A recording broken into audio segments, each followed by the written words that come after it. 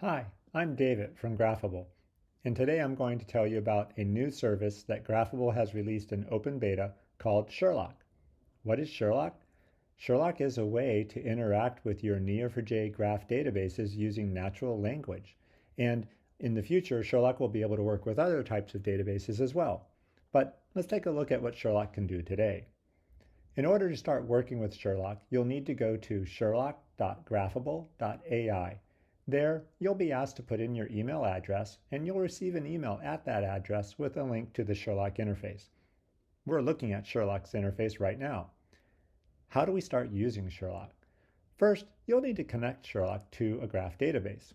So we'll do that. You come up here to the Manage section in Sherlock, and you can see that I've already created 3 connections to graph databases stored in Neo4j, the ever-present movies database, a beer graph, and a new project we're working on around clinical trials from clinicaltrials.gov.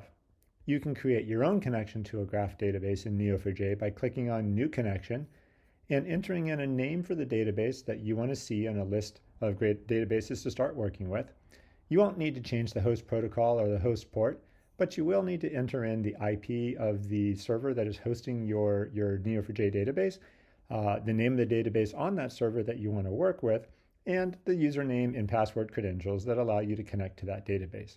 After you hit Create Connection, you'll see that new database listed here in your existing connections. Let's start working with some of these now. If you click on the Explore tab, what you'll be able to see is some previous work that you've done with Sherlock. And if you click on those, you'll be able to see the history of the questions you've asked. You'll also see a connections pull down where you can choose the database you want to start working with. Let's start working with the movies database, and an input for where you can ask questions of Sherlock about your data. Let's start off with a very simple question of the movies database and say, did Tom Hanks act in more than one movie?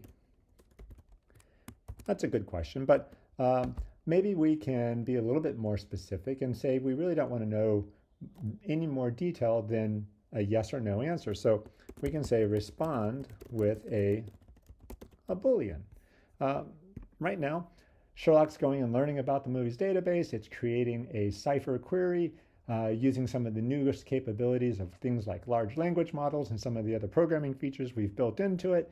And it's bringing back the results of that query in a usable interface down here. And we can see, in fact, yes, Tom Hanks has acted in more than one movie. That's great. There's a lot of other things you can do with this. For example, we can say, what are the titles of the movies he acted in? And again, Sherlock's going to go create that query, go and query the database, and bring back a whole list of movies that he's acted in. And we can ask it things like, what are the titles of 5 movies that he acted in? And I think that you should just use your imagination and come up with interesting questions of the movies database. Now, this is an open beta. There likely are going to be some mistakes.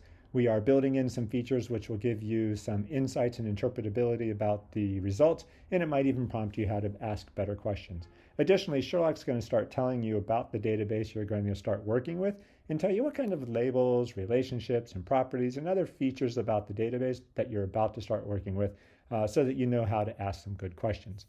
Let's take another example, and this time let's connect with the beer graph.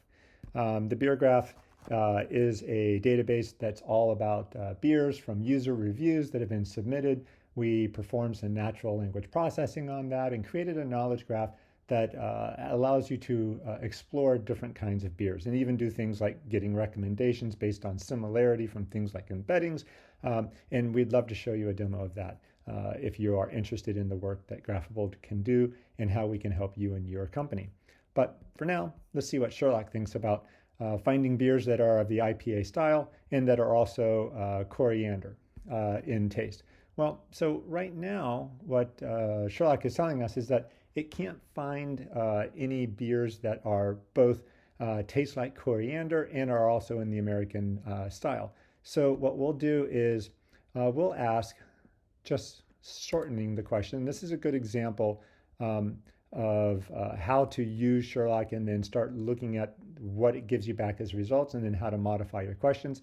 So we'll say, what are, let's just edit this question a little bit. What are 5 beers in the American IPA style? And we'll ask Sherlock to go and get an answer. And so sure enough, now it was able to find beers that are in the American IPA style. And we could start playing around with, well, which ones have a particular flavor like coriander, but not in this case. Maybe something else like cardamom. Anyway, so this is yet another example of some of the things you can do with Sherlock.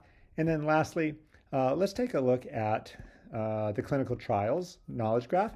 And here we're going to ask, let's see, what are the names of 5, and here we'll use a number, 5 clinical trials, and the name of their interventions. So what are, and then here, thanks to Grammarly, we will ask that question. And Sherlock's going to go and retrieve this information from our clinical trials database and bring back not only the title, but also we wanted to know what the intervention was. And here we can see there's some behavior training, in fact, some treatments like hypoxia, and in one case, an interventional drug. And we can start to ask more questions of Sherlock about things like which of these occur in a particular state, or which of these are open and recruiting, and many other things that are exciting and very important to know about clinical trials. Well, this has been a brief review of what Sherlock can do during our open beta. Almost daily, we're going to be releasing new features. And if you ever want to know what's happening with Graphable or Sherlock, just go to graphable.com or graphable.ai, and you'll be able to learn more about what we're doing. Thank you.